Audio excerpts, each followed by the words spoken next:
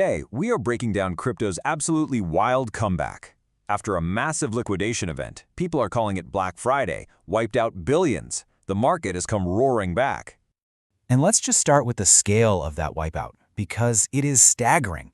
Nearly $19 billion in leveraged positions just gone, vanished, an amount that really shook the market to its core. So this brings us to the huge question on everyone's mind today. Was that brutal crash a healthy reset? Did it clear out all the risky leverage and pave the way for the next leg up? Or is this rebound just a bull trap before things turn south for good? To figure that out, here's how we're going to break it all down. We'll start with the reset itself, look at what's driving this rebound, weigh the long-term trends against the risks, and finish up with a clear strategy. All right, let's get into it.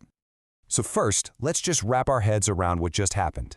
This was seriously one of the biggest liquidation events in crypto history, and it was sparked by some major geopolitical fears that sent a tidal wave of panic across the board.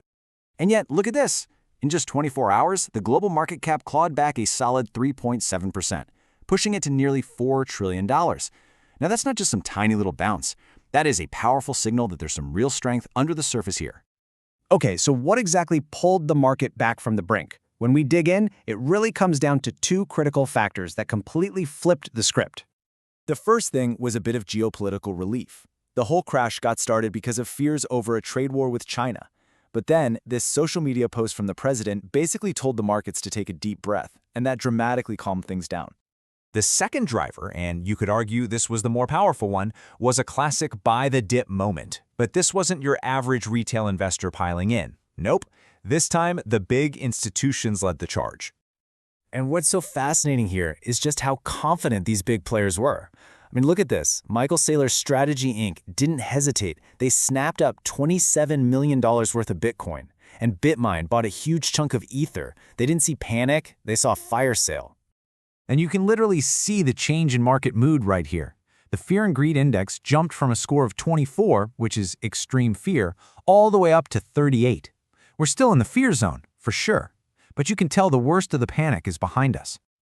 And as that fear starts to fade, this is the crucial part. The new money coming in isn't just spreading out evenly everywhere.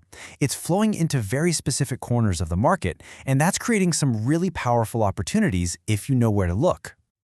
Two areas are just absolutely crushing it. First, DeFi derivatives. These are things like financial contracts on decentralized exchanges.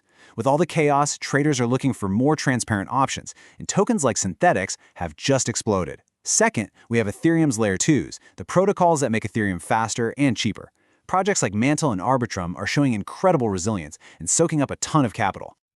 Now, let's zoom out for a second to the bigger picture. Because even with this strong recovery, we've got these powerful long-term trends that are clashing with some very real short-term risks that we absolutely have to keep an eye on. So, on the bullish side, this trend of companies buying Bitcoin is just undeniable. We're now over 75 public companies holding Bitcoin on their balance sheets. This isn't just hype anymore. It's creating a steady, long-term demand that basically acts as a safety net for the market.